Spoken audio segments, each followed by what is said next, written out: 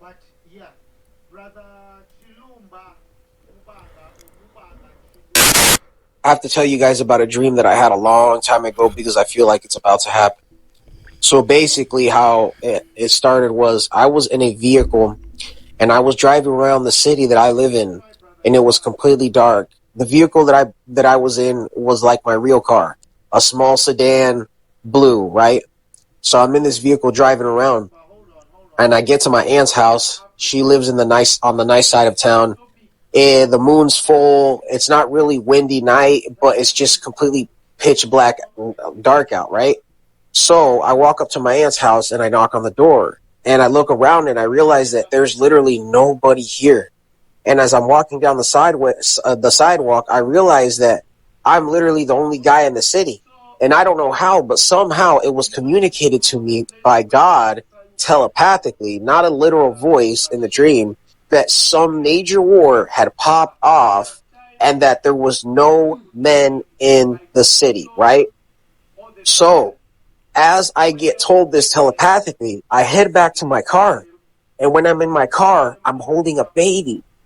And while I'm holding this baby, I look over and this girl that I know that's in the army appears in the driver's seat. And she's holding a baby as well. And I don't know if that was God showing me that this has to do with war, because I don't really think that this girl was, specifically means that she was going to stay behind with me. I think it was more symbolic because she was in her uniform. And me and this girl were driving around the entire city holding these babies, realizing that we had a big burden to take care of these babies and that there was no men left in the town. And somehow I had the privilege of not being sent off to war, but that meant that I had this huge responsibility to take care of these babies. And this girl that was with me was completely silent. She wasn't speaking like she normally does. She wasn't talkative. She was stern and she was firm. And remember, she was in her uniform. So fast forward, and I forget about this dream, right? Well, today, my cousin, who is a huge Roblox nerd and really doesn't care about the kind of stuff, this kind of content, doesn't really watch like apocalypse, end of the world movies. He just cares about Roblox, right? And he designs software and all this. Anyways, he tells me that he has this dream where he sees me in the city that I'm in. Mind you, he lives in Omaha. I'm in a different city. He says that he sees me and we're standing outside of this care center, which is like a boys and girls home or a Critton center, which is basically a school for troubled kids, right? And he says that we're standing there and then these guys that are overweight come with, boomsticks, and they try to attack us. Well, he says that me and him are standing there fighting them and somehow they're chasing us, but I think he said that we get their boomsticks away from those guys and we end up winning this engagement, right? Well, he says that as we're running down the streets, he notices that he sees our family and that there's literally no men in the family left, and that there's no men left to protect the women. There's no men left to protect the kids, the girls, nothing. And that it's just me and him. And as soon as I heard that, I instantly thought of the dream that I just told you guys about. And the reason that I'm telling you this, guys, is because I don't know why, but I feel it in my spirit that they are about to pull a draft over the entire United States when this war with Iran kicks off. You have literally seen nothing, bro. And I'm telling you that I genuinely believe that a draft is coming. Whatever happens, do not believe their lies and do not sign up to fight these wars, guys. So I walk up to my aunt. Shalom, shalom, Israel.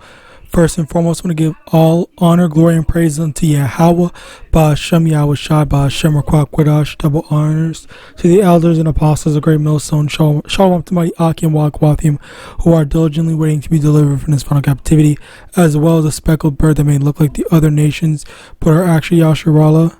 This is Brother Kawakab coming at you with another lesson. And today's lesson is going to be on this. I did a similar video on this video that I keep on my stuff on my tabs, because I always come back to this because this is actually like extremely spiritual, that this guy had such a intense dream. And the thing about this is that we see that apparently this is starting to look like it's what's the term called, like at the door. It's like right at the door for it to happen. And apparently there's going to be some draft or whatever where the people are going to go and die in droves. And the reason why I'm bringing this video up again is because listen to this. Slock, just listen to this. The ambulances weren't even being touched. The thing is, nobody was actually shooting at them. They were running to a tree line, a dark tree line, and as they would run, bullets would fly out from over there. They were just flying, and you couldn't see who was shooting. There was no person over there actually shooting. They were running to a dark tree line and just being shot. They wouldn't even make it to the tree line before. So yeah, and again, I'm gonna link this in here so you can see it. I don't know why, that's a spirit. That's a spirit that so much of the things that we're hearing about, it just all points to this military draft, especially with the whole what's the thing called? Iran war. This is just telling us that things are gonna happen, and as a result of things starting to happen, we know that the Lord Yahweh is going to protect his elect. Okay, because even with the guy that was speaking on this video, he was saying that he was exempt from the thing altogether. And it's like, how are you exempt and stuff like that?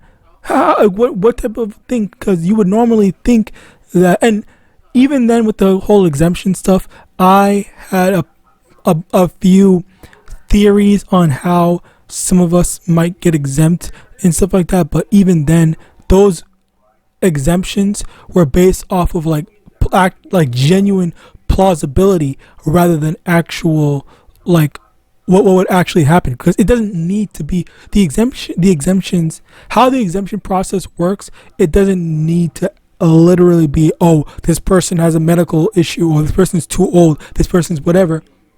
You can be an able-bodied person and the Lord still exempt you from military service, simply because not because of what any law or anything like that, but simply because Yahawadah does not want his elect men to go fighting in the war. So that is what determines, okay, yeah, you're going to be fine, you're going to be taken care of, you're going to be good, rather than and that's what's going to be determined how if you're going to be taken care of, not based off of some actual genuine excuse. Okay, regardless of if it's plausible or not, the law does not determine that it's Yahawadah, which brings me to these precepts. Proverbs 12 verse 21, there shall no evil happen to the just, but the wicked shall be filled with mischief. And there were some people that were making videos, all right, they were crying and saying, oh, I don't want to go to war, I'm scared, I'm this, that, blah, blah, blah, X, Y, and Z, and stuff like that. Well, you literally joined the military. What did you expect? It's like people think that jobs like that are just a paycheck, when Esau is over here forwarding, trying to start conflict. You really think that Esau is just gonna keep things peaceful when he is known for causing problems and stirring the pot? All right, you have to definitely be a bit crazy to not acknowledge that. All right.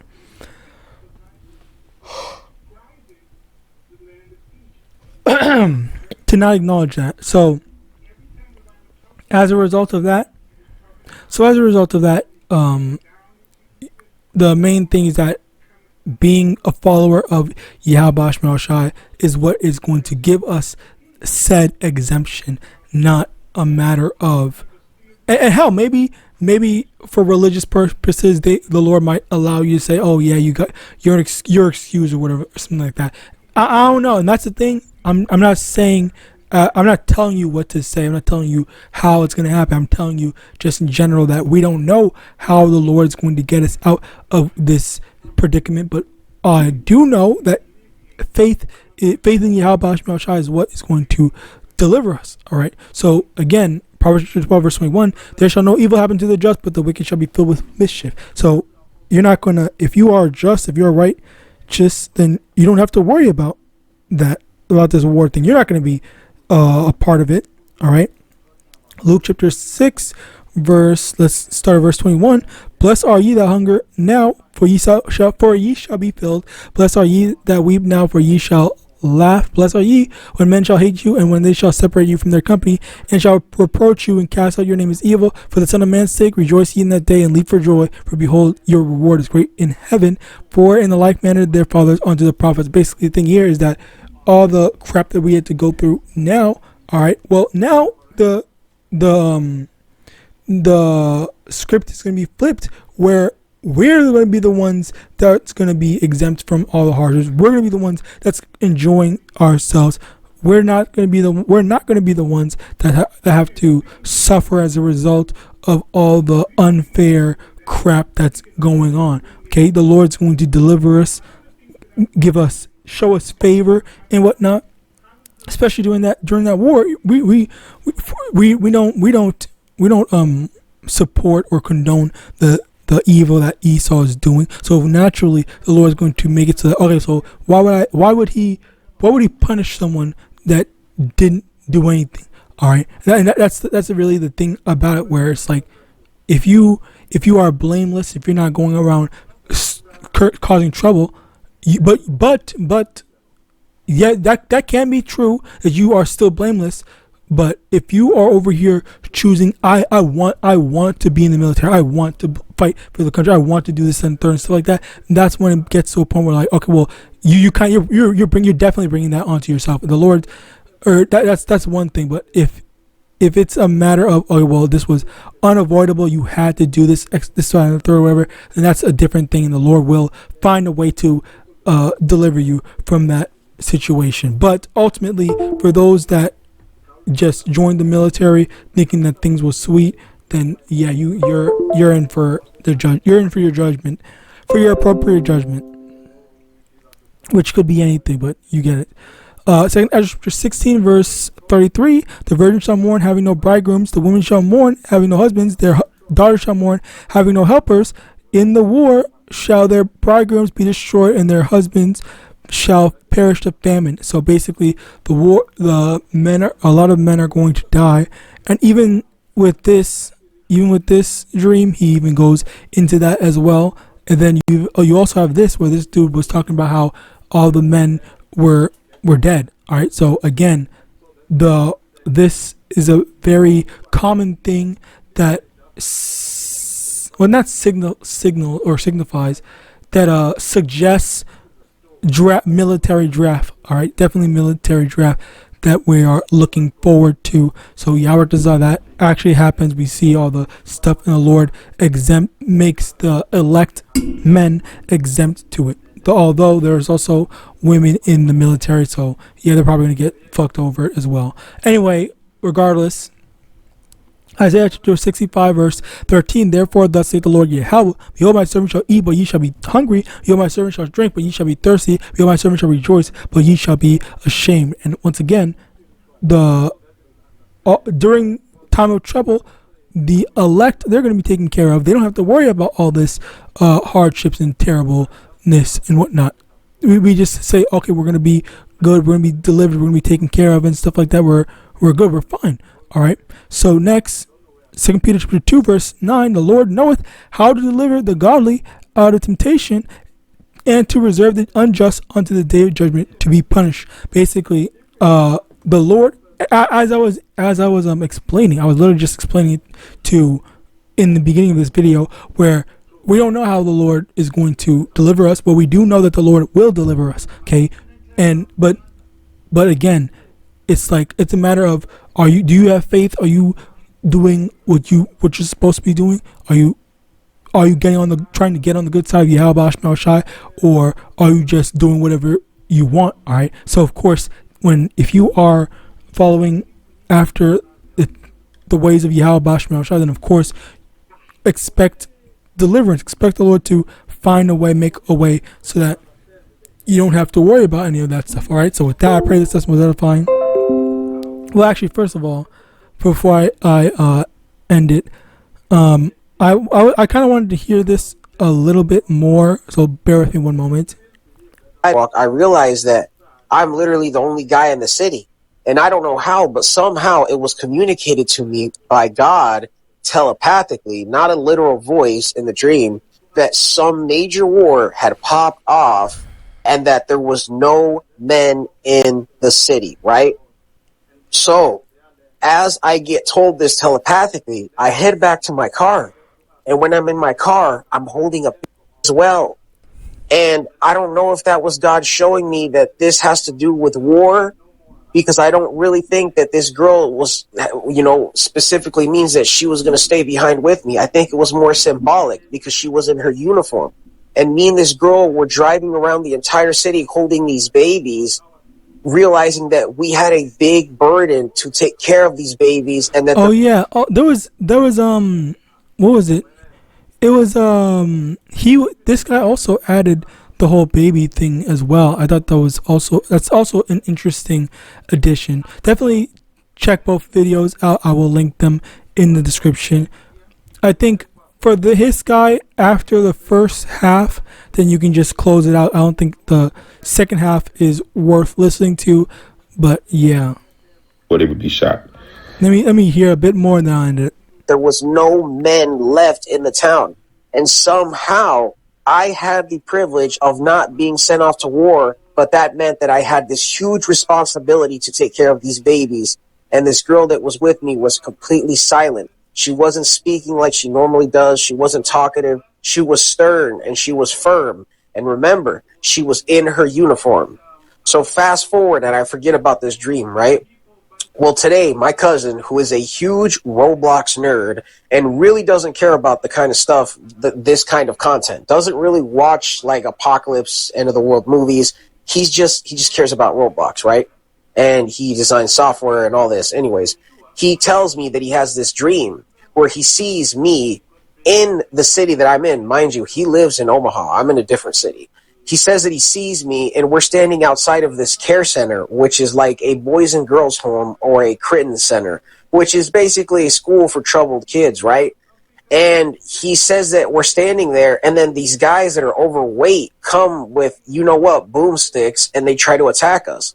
Well, he says that me and him are standing there fighting them, and somehow they're chasing us, but I think he said that we get their boomsticks away from those guys, and we end up winning this engagement, right? Well, he says that as we're running down the streets, he notices that he sees our family and that there's literally no men in the family left, and that there's no men left to protect the women. There's no men left to protect the... All right, so yeah, that's definitely, what's the word?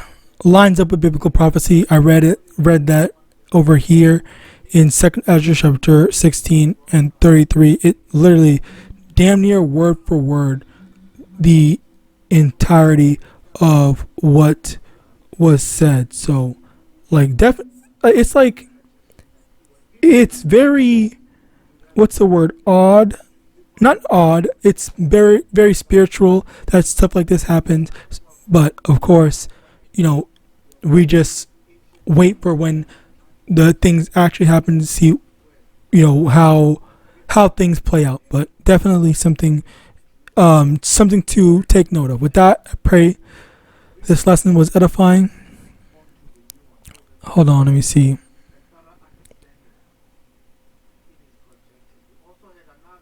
I'll make sure I'm not ending this off early. I just want to make sure.